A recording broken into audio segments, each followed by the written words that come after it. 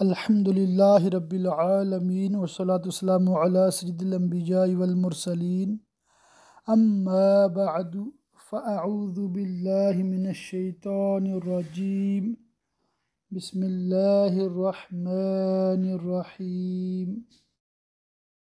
سبق نمبر 48 سیرت مصطفیٰ صلی اللہ تعالی علیہ وآلہ وصحبہ وبارک وسلم۔ اس میں آج انشاءاللہ تعالی صفحہ نمبر 641 سے آغاز کریں گے۔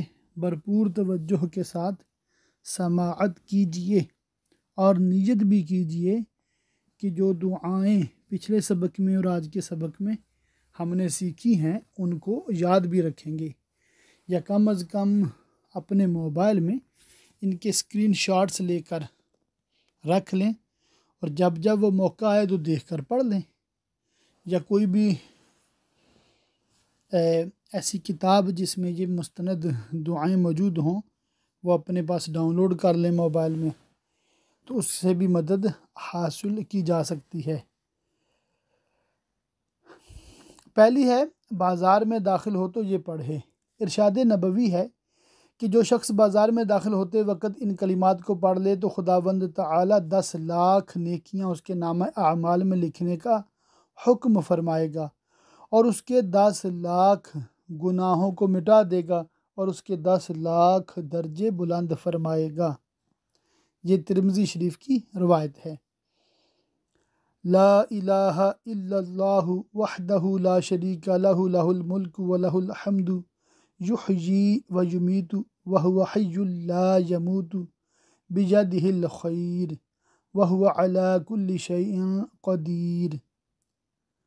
دعائے سفر۔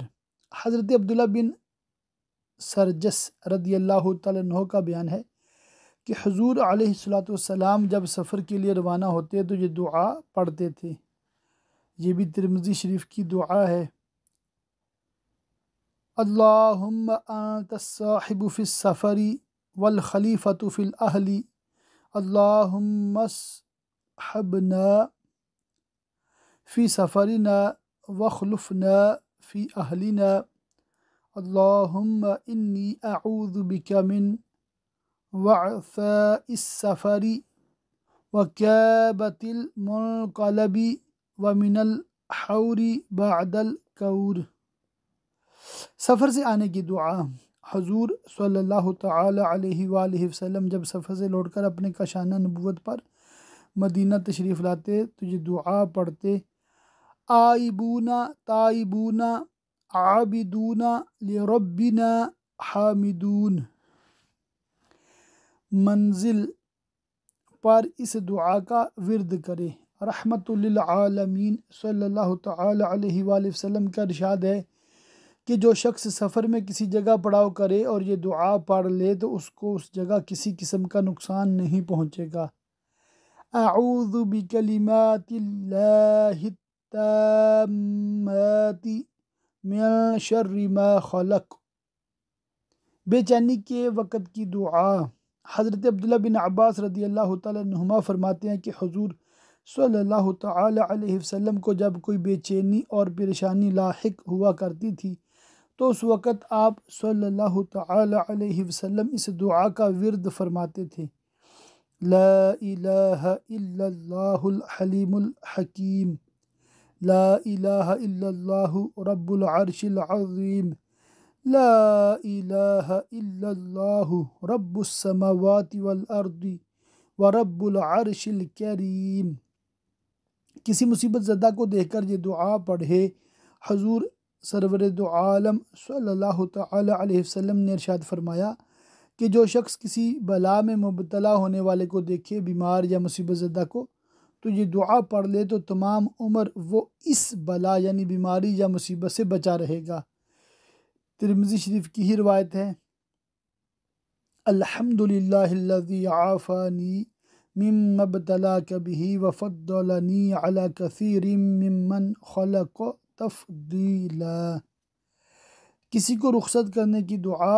حضور صلی اللہ علیہ وسلم جب کسی انسان کو رخصت فرماتے تو یہ کلمات زبان مبارک سے ارشاد فرماتے تھے کہ استودع اللہ دینک و امانتک و خواتیم عملک۔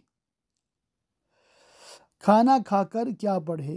حضرت ابو امامہ رضی اللہ تعالیٰ عنہ کہتے ہیں کہ حضور اقدس صلی اللہ تعالیٰ علیہ وسلم کے سامنے سے جب دسترخوان اٹھایا جاتا تھا تو آپ صلی اللہ تعالیٰ علیہ وسلم یہ دعا پڑھتے تھے: الحمدللہ حمدا کثیرا طیبا مبارکا فیہ غیر مودع ولا مستغنن عنہ ربنا۔ آندھی کے وقت کی دعا۔ حضور اقدس صلی اللہ تعالیٰ علیہ وسلم جب آندھی چلتی تو یہ دعا پڑھتے: اللہم انی اسألک من خیرہا و خیر ما فیہا و خیر ما ارسلت بہ واعوذ بک من شرہا و شر ما فیہا و شر ما ارسلت بہ۔ بجلی گرجنے کی دعا۔ حضور صلی اللہ علیہ وسلم بادلوں کی گرج اور بجلی کی کڑک کے وقت یہ دعا پڑھتے تھے: اللہم لا تقتلنا بغضبک ولا تہلکنا بعذابک وعافنا قبل ذلک۔ کسی قوم سے ڈرے تو کیا پڑھے؟ حضور اقدس صلی اللہ تعالیٰ علیہ وآلہ وسلم نے فرمایا: اگر کسی قوم یا کسی لشکر سے جان و مال وغیرہ کا خوف ہو تو یہ دعا پڑھے: اللہم انا نجعلک فی نحورہم ونعوذ بک من شرورہم۔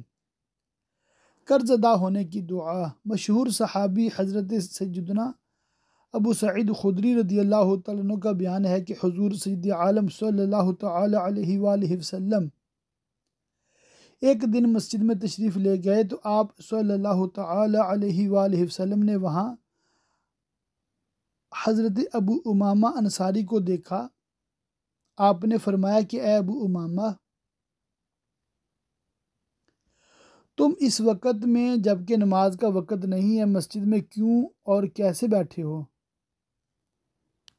حضرت ابو امامہ رضی اللہ تعالیٰ عنہ نے عرض کیا کہ یا رسول اللہ عز و جل و صلی اللہ تعالیٰ علیہ وسلم، میں بہت سے افکار اور قرضوں کے بار سے زیر بار ہو رہا ہوں۔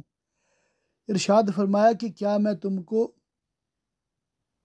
ایک ایسا کلام نہ تعلیم کروں کہ جب تم اس کو پڑھو تو اللہ تعالیٰ تمہاری فکر کو دفع فرما دے اور تمہارے قرض کو ادا کر دے۔ حضرت ابو امامہ رضی اللہ تعالیٰ عنہ نے عرض کی کہ کیوں نہیں یا رسول اللہ عز و جل و صلی اللہ تعالیٰ علیہ وسلم، ضرور مجھے ارشاد فرمائیے۔ تو آپ نے ارشاد فرمایا کہ تم روزانہ صبح و شام کو یہ دعا پڑھ لیا کرو: اللہم انی اعوذ بک من الہم والحزن واعوذ بک من العجز والکسل واعوذ بک من الجبن والبخل واعوذ بک من غلبۃ الدین وقہر الرجال۔ حضرت ابو امامہ رضی اللہ تعالیٰ عنہ کہتے ہیں کہ میں نے اس دعا کو پڑھا تو میری فکر جاتی رہی اور خداوند تعالیٰ نے میرے قرض کو بھی ادا فرما دیا۔ سبحان اللہ۔ جمعہ کے دن بکثرت درود شریف پڑھو۔ حضور صلی اللہ تعالیٰ علیہ وسلم نے ارشاد فرمایا کہ تمہارے دنوں میں سب سے افضل دن جمعہ کا دن ہے، لہٰذا اس دن مجھ پر بکثرت درود پڑھا کرو کیونکہ تم لوگوں کا درود شریف میرے حضور پیش کیا جاتا ہے۔ صحابہ کرام رضی اللہ تعالیٰ عنہم نے عرض کیا کہ یا رسول اللہ عز و جل و صلی اللہ تعالیٰ علیہ وسلم، جب قبر شریف میں آپ کا جسم مبارک بکھر کر پرانی ہڈیوں کی صورت میں ہو جائے گا تو ہم لوگوں کا درود شریف کیسے آپ صلی اللہ تعالیٰ علیہ وآلہ وسلم کے دربار میں پیش ہوا کرے گا؟ یہ سوال تھا۔ تو حضور صلی اللہ تعالیٰ علیہ وسلم نے ارشاد فرمایا کہ ان اللہ حرم علی الارض اجساد الانبیاء، اللہ تعالیٰ نے حضرات انبیاء علیہ السلام کے جسموں کو زمین پر حرام فرما دیا ہے۔ یہ صحیح ستہ کی روایت ابو داؤد شریف میں نقل کی گئی ہے۔ کتنی مضبوط یہ دلیل ہے۔ ضروری تنبیہ، اس حدیث سے معلوم ہوا کہ تمام حضرات انبیاء علیہ السلام کے مقدس اجسام ان کی مبارک قبروں میں سلامت رہتے ہیں، اور زمین پر حضرت حق جل جلالہ نے حرام فرما دیا ہے کہ ان کے مقدس جسموں پر کسی قسم کا تغیر و تبدل پیدا کرے۔ جب تمام انبیاء علیہ السلام کی یہ شان ہے تو پھر بھلا حضور سید الانبیاء و سید المرسلین اور امام الانبیاء و خاتم النبیین صلی اللہ تعالی علیہ وآلہ وسلم کے مقدس جسم انور کو زمین کیوں کر کھا سکتی ہے؟ اس لیے تمام علماء امت و اولیاء امت کا یہی عقیدہ ہے کہ حضور اقدس صلی اللہ تعالی علیہ وآلہ وسلم اپنی قبر اطہر میں زندہ ہیں، اور خدا عز و جل کے حکم سے بڑے بڑے تصرفات فرماتے ہیں، اور اپنی خدا داد پیغمبرانہ قوتوں اور معجزانہ طاقتوں سے اپنی امت کی مشکل کشائی اور ان کی فریاد رسی فرماتے رہتے ہیں۔ خوب یاد رکھیے کہ جو شخص اس کے خلاف عقیدہ رکھے وہ یقیناً بارگاہ اقدس کا گستاخ، بد عقیدہ، گمراہ اور اہل سنت کے مذہب سے خارج ہے۔ وبارک وسلم۔ مرغ کی آواز سن کر دعا۔ حضرت ابو ہریرہ رضی اللہ تعالیٰ عنہ راوی ہیں کہ حضور علیہ السلام نے فرمایا کہ جب تم لوگ مرغ کی آواز سنو تو اللہ تعالیٰ سے اس کے فضل کا سوال کرو، کیونکہ مرغ فرشتہ کو دیکھ کر بولتا ہے، یعنی یہ دعا پڑھو: اسأل اللہ من فضلہ العظیم۔ گدھا بولے تو کیا پڑھے؟ حضرت ابو ہریرہ رضی اللہ تعالیٰ عنہ کہتے ہیں کہ حضور اقدس صلی اللہ تعالیٰ علیہ وسلم کا ارشاد ہے کہ گدھے کی آواز سن کر شیطان سے اللہ تعالیٰ کی پناہ مانگو، یعنی اعوذ باللہ من الشیطان الرجیم، یہ پڑھو۔ جنت کا خزانہ۔ حضرت عبداللہ بن قیس رضی اللہ تعالیٰ عنہ کا بیان ہے کہ مجھ سے حضور اقدس صلی اللہ تعالیٰ علیہ وآلہ وسلم نے فرمایا کہ میں تیری رہنمائی ایسے کلمہ پر نہ کروں جو جنت کے خزانوں میں سے ہے۔ میں نے عرض کیا کہ یا رسول اللہ عز و جل و صلی اللہ تعالی علیہ وسلم، وہ کون سا کلمہ ہے؟ تو ارشاد فرمایا کہ وہ کلمہ لا حول ولا قوت الا باللہ ہے۔ بہشت کا ٹکٹ۔ حضور انور صلی اللہ علیہ وآلہ وسلم نے فرمایا کہ جو اس دعا کو پڑھتا رہے اس کے لیے جنت واجب ہو گئی۔ وہ دعا یہ ہے: رضیت باللہ ربا و بالاسلام دینا و بمحمد صلی اللہ تعالی علیہ وسلم رسولا۔ سید الاستغفار۔ حضور صلی اللہ تعالی علیہ وآلہ وسلم نے فرمایا کہ جو مسلمان یقین قلب کے ساتھ دن میں اس دعا کو پڑھ لے گا، اگر اس دن شام سے پہلے مرے گا تو جنتی ہوگا، اور اگر رات میں پڑھ لے گا اور صبح سے پہلے مرے گا تو جنتی ہوگا۔ اس دعا کا نام سید الاستغفار ہے، جو یہ ہے: اللہم انت ربی لا الہ الا انت خلقتنی وانا عبدک وانا علی عہدک ووعدک ما استطعت اعوذ بک من شر ما صنعت ابوء لک بنعمتک علی وابوء بذنبی فاغفر لی فإنه لا يغفر الذنوب الا انت۔ جماع کی دعا۔ حضور اقدس صلی اللہ علیہ وآلہ وسلم کا ارشاد گرامی ہے کہ اگر کوئی مسلمان اپنی بیوی سے صحبت کرنے سے پہلے یہ دعا پڑھ لے تو اس صحبت سے جو اولاد پیدا ہوگی اس کو کبھی ہرگز شیطان کوئی نقصان نہیں پہنچا سکے گا۔ دعا یہ ہے: بسم اللہ اللہم جنبنا الشیطان وجنب الشیطان ما رزقتنا۔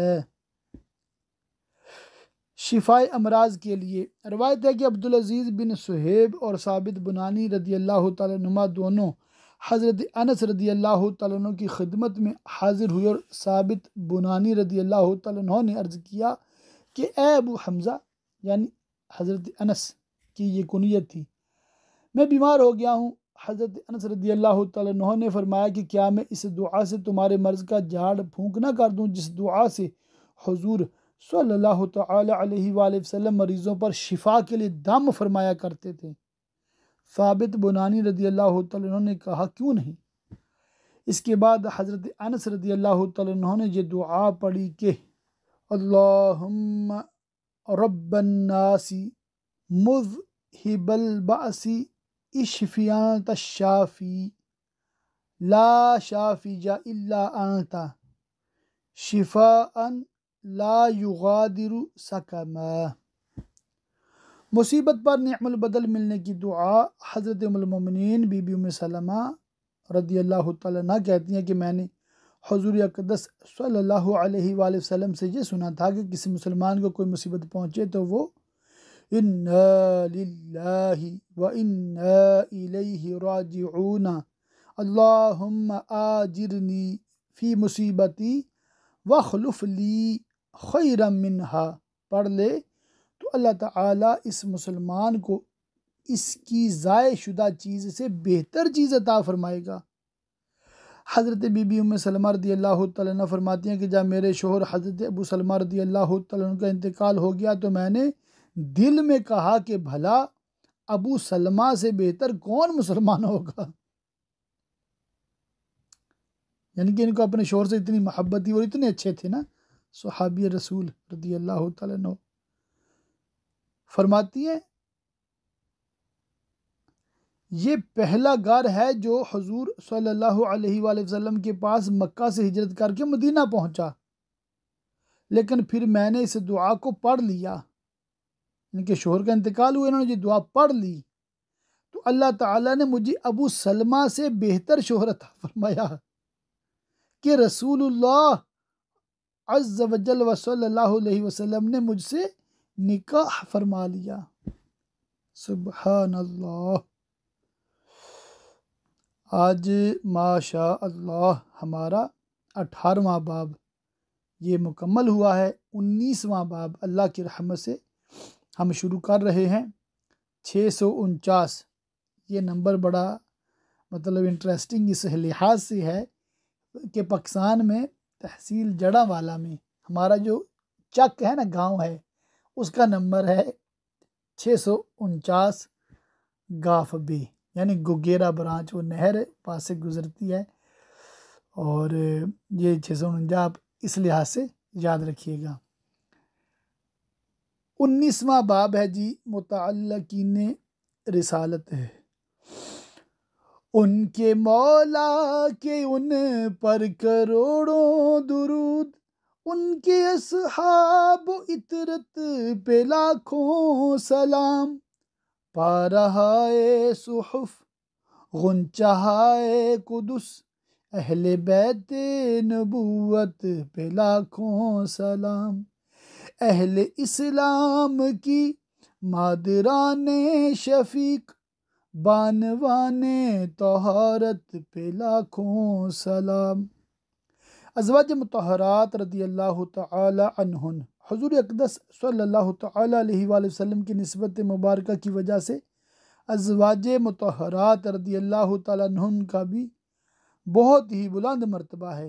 ان کی شان میں قرآن کی بہت سی آیات بینات نازل ہوئیں جن میں ان کی عظمتوں کا تذکرہ اور ان کی رفعت شان کا بیان ہے۔ چنانچہ خداوند قدوس نے قرآن مجید میں ارشاد فرمایا کہ اے نبی کی بیویوں تم اور عورتوں کی طرح نہیں ہو اگر اللہ سے ڈرو۔ دوسری آیت میں یہ ارشاد فرمایا کہ اور اس نبی کی بیویاں ان مومنین کی مائیں ہیں۔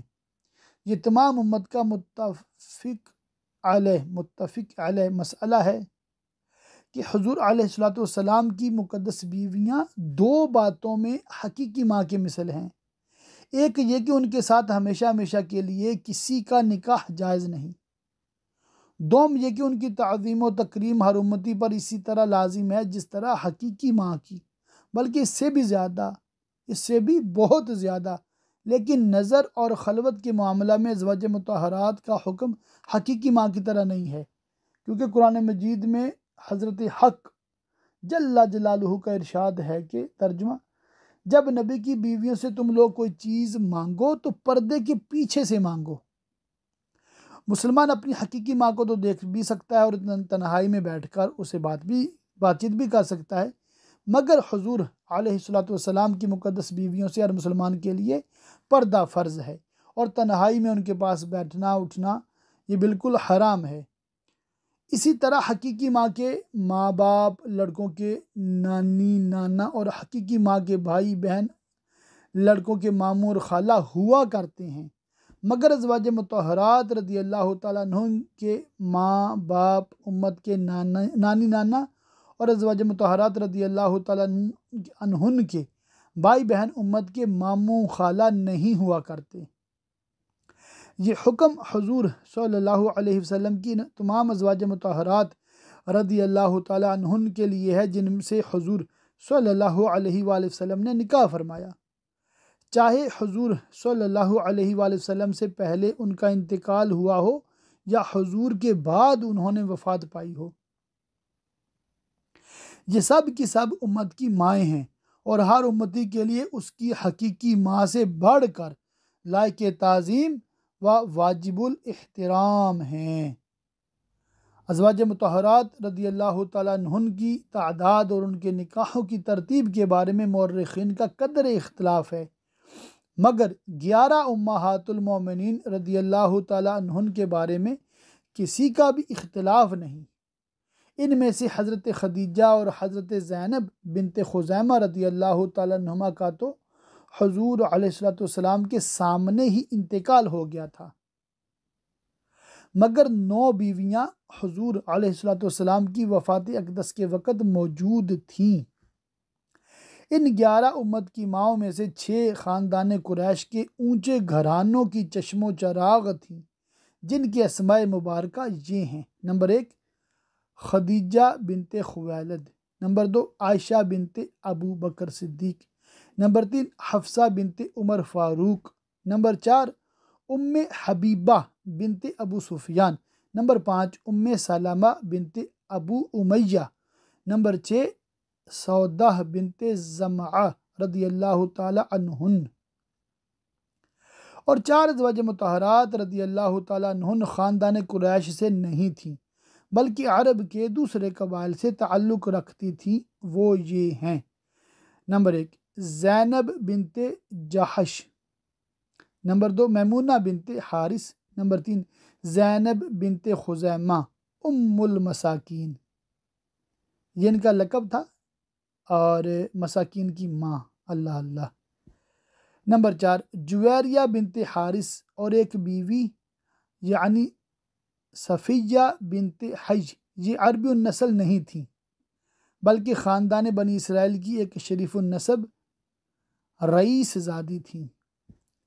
اس بات میں بھی کسی مورخ کا اختلاف نہیں ہے کہ سب سے پہلے حضور صلی اللہ تعالیٰ علیہ وآلہ وسلم نے حضرت خدیجہ رضی اللہ تعالیٰ عنہ سے نکاح فرمایا، اور جب تک وہ زندہ رہیں آپ صلی اللہ تعالیٰ علیہ وسلم نے کسی دوسری عورت سے عقد نہیں فرمایا۔ حضرت خدیجہ رضی اللہ تعالیٰ عنہا یہ حضور اقدس صلی اللہ تعالیٰ علیہ وآلہ وسلم کی سب سے پہلی رفیقہ حیات ہیں۔ ان کے والد کا نام خویلد بن اسد اور ان کی والدہ کا نام فاطمہ بنت زائدہ ہے۔ یہ خاندان قریش کی بہت ہی معزز اور نہایت ہی دولت مند خاتون تھیں۔ ہم اس کتاب کے 3 باب میں لکھ چکے ہیں کہ اہل مکہ ان کی پاک دامنی اور پارسائی کی بنا پر ان کو طاہرہ کے لقب سے یاد کرتے تھے۔ انہوں نے حضور علیہ السلام کے اخلاق و عادات اور جمال صورت و کمال سیرت کو دیکھ کر خود ہی حضور اقدس صلی اللہ علیہ وسلم سے نکاح کی رغبت ظاہر کی، اور پھر باقاعدہ نکاح ہو گیا، جس کا مفصل تذکرہ گزر چکا۔ علامہ ابن اسیر اور امام ذہبی کا بیان ہے کہ اس بات پر تمام امت کا اجماع ہے کہ رسول اللہ صلی اللہ تعالیٰ علیہ وآلہ وسلم پر سب سے پہلے یہی ایمان لائیں، اور ابتدائی اسلام میں جبکہ ہر طرف سے آپ صلی اللہ تعالیٰ علیہ وسلم کی مخالفت کا طوفان اٹھ رہا تھا، ایسے کٹھن وقت میں صرف انہی کی ایک ذات تھی جو رسول اللہ صلی اللہ تعالیٰ علیہ وسلم کی مونی سے حیات بن کر تسکین خاطر کا باعث تھی۔ انہوں نے اتنے خوفناک اور خطرناک اوقات میں جس استقلال اور استقامت کے ساتھ خطرات و مصائب کا مقابلہ کیا اور جس طرح تن من دھن سے بارگاہ نبوت میں اپنی قربانی پیش کی، اس خصوصیت میں تمام ازواج مطہرات رضی اللہ تعالیٰ عنہن پر ان کو ایک خصوصی فضیلت حاصل ہے۔ چنانچہ ولی الدین عراقی کا بیان ہے کہ قول صحیح اور مذہب مختار یہی ہے کہ امہات المومنین میں حضرت خدیجہ رضی اللہ تعالیٰ عنہ سب سے زیادہ افضل ہیں۔ ان کے فضائل میں چند حدیثیں وارد بھی ہوئی ہیں۔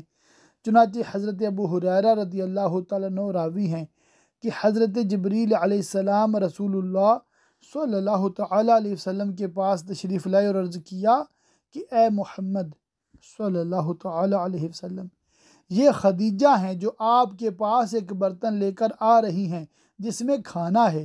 جب یہ آپ کے پاس آ جائیں تو آپ ان سے ان کے رب کا اور میرا سلام کہہ دیں اور ان کو یہ خوشخبری سنا دیں کہ جنت میں ان کے لیے موتی کا ایک گھر بنا ہے جس میں نہ کوئی شور ہوگا نہ کوئی تکلیف ہوگی۔ اللہ اللہ۔ امام احمد و ابو داود و نسائی حضرت عبداللہ بن عباس رضی اللہ تعالیٰ عنہما سے راوی ہیں کہ اہل جنت کی عورتوں میں سب سے افضل حضرت خدیجہ، حضرت فاطمہ، حضرت مریم اور حضرت آسیہ ہیں رضی اللہ تعالیٰ عنہن۔ اسی طرح روایت ہے کہ ایک مرتبہ جب حضرت عائشہ رضی اللہ تعالیٰ عنہ نے حضور علیہ السلام کی زبان مبارک سے حضرت خدیجہ رضی اللہ تعالیٰ عنہ کی بہت زیادہ تعریف سنی تو انہیں غیرت آ گئی اور انہوں نے یہ کہہ دیا کہ اب تو اللہ تعالیٰ نے آپ کو ان سے بہتر بیوی عطا فرما دی ہے۔ یہ سن کر آپ صلی اللہ تعالیٰ علیہ وآلہ وسلم نے ارشاد فرمایا کہ نہیں، خدا کی قسم خدیجہ سے بہتر مجھے کوئی بیوی نہیں ملی۔ جب سب لوگوں نے میرے ساتھ کفر کیا اس وقت وہ مجھ پر ایمان لائیں، اور جب سب لوگ مجھے جھٹلا رہے تھے اس وقت انہوں نے میری تصدیق کی، اور جس وقت کوئی شخص مجھے کوئی چیز دینے کے لیے تیار نہ تھا اس وقت خدیجہ نے مجھے اپنا سارا مال دے دیا، اور انہی کے شکم سے اللہ تعالیٰ نے مجھے اولاد عطا فرمائی۔ حضرت عائشہ رضی اللہ تعالیٰ عنہ کا بیان ہے کہ ازواج مطہرات میں سب سے زیادہ مجھے حضرت خدیجہ کے بارے میں غیرت آیا کرتی تھی، حالانکہ میں نے ان کو دیکھا بھی نہیں تھا۔ غیرت کی وجہ یہ تھی کہ حضور صلی اللہ تعالیٰ علیہ وسلم بہت زیادہ ان کا ذکر خیر فرماتے رہتے تھے، اور اکثر ایسا ہوا کرتا تھا کہ آپ جب کوئی بکری ذبح فرماتے تھے تو کچھ گوشت حضرت خدیجہ کی سہیلیوں کے گھروں میں ضرور بھیج دیا کرتے تھے۔ اس سے میں چڑ جایا کرتی تھی اور کبھی کبھی یہ کہہ دیا کرتی تھی کہ دنیا میں بس ایک خدیجہ ہی تو آپ کی بیوی تھی۔ میرا یہ جملہ سن کر آپ صلی اللہ تعالیٰ علیہ وآلہ وسلم فرمایا کرتے تھے کہ ہاں ہاں بے شک وہ تھی انہی کے شکم سے تو اللہ تعالیٰ نے مجھے اولاد عطا فرمائی۔ اچھا، اس میں نا میں آپ کو تھوڑی سی میری مسکراہٹ یا ہنسی کی ایسے آواز آ رہی ہوگی، اس میں نا بہت پیاری باتیں لکھی ہیں۔ مرآت المناجیح شرح مشکات المصابیح میں مفتی احمد یار خان نعیمی علیہ رحمہ نے یہ سیدہ عائشہ رضی اللہ تعالیٰ عنہ کے جو انداز تھے نا، یہ محبوبانہ انداز تھے، یعنی کہ یہ کوئی لڑائی نہیں تھی، یہ کوئی جھگڑا نہیں تھا، معاذ اللہ یہ کوئی بغض عداوت نہیں تھا، بلکہ ایک نیچرل بات ہے نا، ایک سوکن کو دوسری سوکن سے ہوتی ہے۔ تو یہ فرماتے تھے کہ یہ انداز محبوبانہ تھے، مفہوم عرض کر رہا ہوں، اور نبی کریم صلی اللہ علیہ وآلہ وسلم کو سیدہ عائشہ کی یہ باتیں بہت پسند تھیں، یہ انداز بہت پسند تھا۔ امام طبرانی نے حضرت عائشہ رضی اللہ تعالیٰ عنہ سے ایک حدیث نقل کی ہے کہ حضور صلی اللہ تعالیٰ علیہ وآلہ وسلم نے حضرت خدیجہ رضی اللہ تعالیٰ عنہا کو دنیا میں جنت کا انگور کھلایا۔ اس حدیث کو امام سہیلی نے بھی نقل فرمایا ہے۔ حضرت خدیجہ رضی اللہ تعالیٰ عنہ 25 سال تک حضور علیہ السلام کی خدمت گزاری سے سرفراز رہیں۔ ہجرت سے 3 برس قبل 65 برس کی عمر پا کر ماہ رمضان میں مکہ معظمہ کے اندر انہوں نے وفات پائی۔ حضور اقدس صلی اللہ تعالیٰ علیہ وآلہ وسلم نے مکہ مکرمہ کے مشہور قبرستان حجون یعنی جنت المعلا میں خود بنفس نفیس ان کی قبر میں اتر کر اپنے مقدس ہاتھوں سے ان کو سپرد خاک فرمایا۔ چونکہ اس وقت تک نماز جنازہ کا حکم نازل نہیں ہوا تھا، اس لیے آپ صلی اللہ تعالیٰ علیہ وآلہ وسلم نے ان کی نماز جنازہ نہیں پڑھائی۔ آج کے سبق کے چند منٹ اوپر ہو گئے ہیں، مگر ان کا ذکر خیر مکمل کرنا بھی ضروری تھا۔ اللہ تعالیٰ کی پاک بارگاہ میں دعا ہے اللہ پاک ہمیں علم دین حاصل کرنے، عمل کرنے اور دوسروں تک پہنچاتے رہنے کی توفیق رفیق مرحمت فرمائے، آمین بجاہ النبی الامین وصلی اللہ تعالی علیہ وآلہ وصحبہ وبارک وسلم۔